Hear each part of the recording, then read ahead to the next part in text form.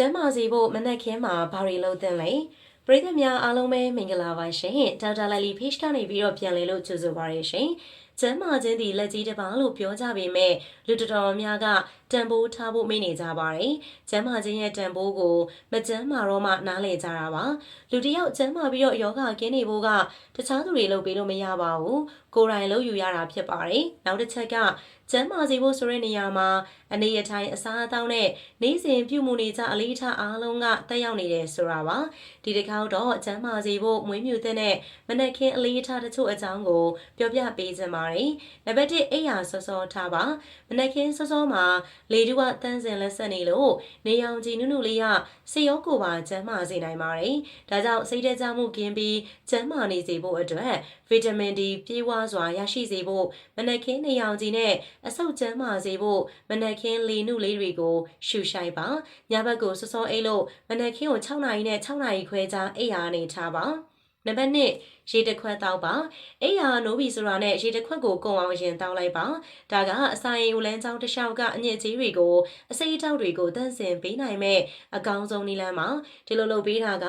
ဝမ်းမှန်စေသလိုကိုရင်းကအစိအတောက်တွေကိုလည်းဖယ်ရှားပေးပြီးသားဖြစ်ပါတယ်နံပါတ်3လေ့ကျင့်ခန်းလုပ်ပါ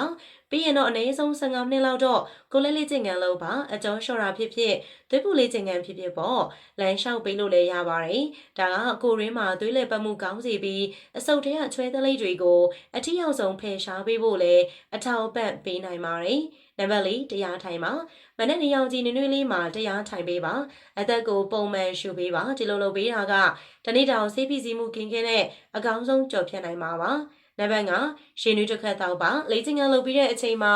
ချွေးရည်နဲ့အတူကိုရင်းကအစိအတောက်တွေကိုဖယ်ရှားဖို့အတွက်ကောခန္ဓာကိုယ်မှာသွေးလည်ပတ်မှုကောင်းစေဖို့အတွက်ပါရေနွေးနွေးလေးတစ်ခွက်လောက်တောက်ပေးပါဒီလိုလုပ်ပေးတာကကိုရင်းအစီကျစေဖို့ပါအကောင်းဆုံးထောက်ပံ့ပေးနိုင်မှာပါနံပါတ်6တကူရည်တန်ရှင်းလုပ်ပါပြီးရင်တော့မျက်နှာအသက်သွားတိုက်တာဖြစ်ဖြစ်ရေချိုးတာဖြစ်ဖြစ်လုပ်ပေးပါဒါခန္ဓာကိုယ်ကျန်းမာရေးအတွက်ကောစိတ်ကျန်းမာရေးကိုပါအကောင်းဆုံးအားဖြည့်ပေးနိုင်မှာဖြစ်ပါတယ်နံပါတ်9မနက်စာစားပါအလုပ်အရမ်းများနေရင်တောင်မှမနက်စာကိုလွတ်မခံပါနဲ့မနက်စာတနေ့တာလုံးမှာအင်အားပြေးဝနေစေဖို့ရာကျန်းမာရေးအတွက်ပါအရေးကြီးတဲ့အစားအစာပါဒါကြောင့်အလုပ်များနေရင်တောင်မနက်စာကိုအာဟာရပြေးဝတဲ့အစားအစာတစ်ခုစားပြအောင်စားပါနံပါတ်10လမ်းလျှောက်ပါ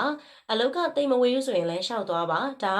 ကကိုယ်လက်လှုပ်ရှားမှုတရက်ဖြစ်တယ်လို့တဘာဝပတ်ဝန်းကျင်ကိုထိတွေ့နိုင်မဲ့အခွင့်အရေးလည်းဖြစ်ပါတယ်ဒါကြောင့်အမှတ်တိုင်ကနေရုံးကိုလမ်းလျှောက်တာမျိုးဖြစ်ဖြစ်ကိုပိုင်ကားနဲ့ဆိုလဲကားကိုရုံးနဲ့နည်းနည်းလောက်အကွာမှာရက်ပြီးတော့လမ်းလျှောက်သွားတာမျိုးဖြစ်ဖြစ်လုပ်ပါမနက်ခင်းတိုင်းကိုဒီလိုအလေးထားလေးတွေလုပ်ပေးရက